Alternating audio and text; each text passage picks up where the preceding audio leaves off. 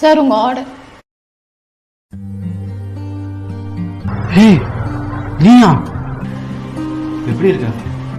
யாரு வந்திருக்கா? உங்க ஒய்ஃபா? ஆமா.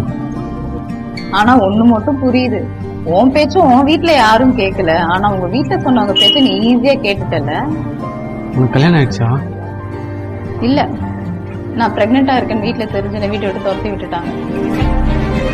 நானே தனியா போய் ஹாஸ்பிட்டல் அட்மிட் ஆகி நானே என் பிள்ளைய பத்தி எடுப்பேன்.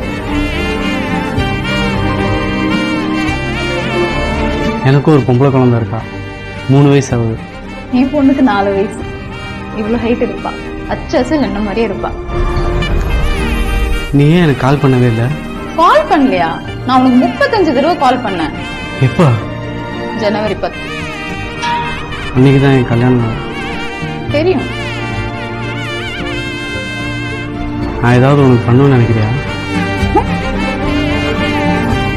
தேவையில்லை. என்ன பாத்துக்க, எனக்கு தெரியும்.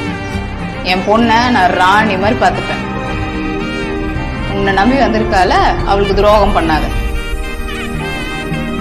பேமெண்ட் பண்ணீங்கன்னா போயிட்டே இருப்பேன் சார்.